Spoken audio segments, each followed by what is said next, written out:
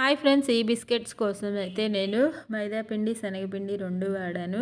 1.5 cup మైదాపిండికి 1/2 cup శనగపిండి వేసుకొని కరెక్ట్గా ఒక కొలత కొలుచుకొని ఒక కప్పు కానీ గ్లాస్ కానీ యూస్ చేసుకోండి. సేమ్ అదే కప్పుతోటి ట్రై చేయండి. ఓకేనా. పంచదారని పౌడర్ చేసుకున్నాను. ఆ పౌడర్ కూడా ఒక 1 కప్ సరిపోతుంది. నేను వేసిన ఈ పిండి క్వాంటిటీకి కరెక్ట్గా 1 కప్ అంత పంచదార పొడి సరిపోతుంది. ఎక్కువగా అవ్వదు, తక్కువగా అవ్వదు. ఇంకా దీంట్లో నూనె వేసుకోవాలి.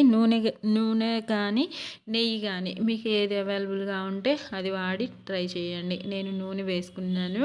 1 కప్ అంత ఆయిల్ పట్టింది. ఫుల్ వీడియోలో క్లారిటీగా ఉంది. మీకు అర్థం కాకపోతే కామెంట్స్లో పెట్టండి, క్లారిఫై చేస్తాను. ఇంకా నీట్గా ముద్దలా చేసేసుకొని దాన్ని ఇలా చేత్తోనే ఒత్తుకోండి.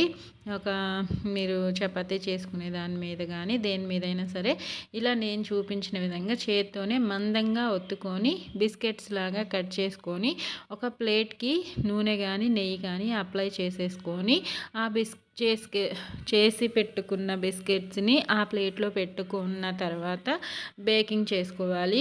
అది కూడా స్టవ్ మీద ఒక గిన్నె పెట్టుకొని ఇదిగోండి రెడీ ఇలా గ్లాస్తో కానీ దేంతో అయినా మీరు కట్ చేసుకునేది కట్ చేసి ఇలా బిస్కెట్స్ లాగా రెడీ చేసుకొని బేక్ చేసుకోవాలి.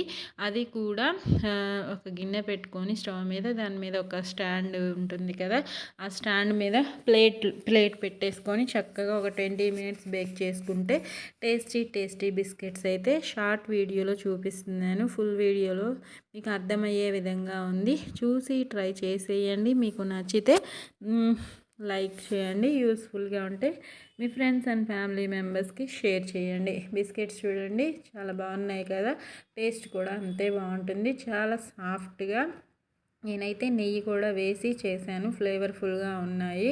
మీరు ట్రై చేయండి. ఓకేనా. నా వీడియో నచ్చితే సబ్స్క్రైబ్ చేసుకోండి.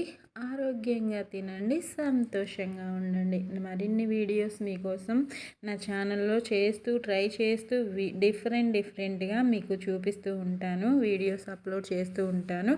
Thank you for watching friends. Bye friends.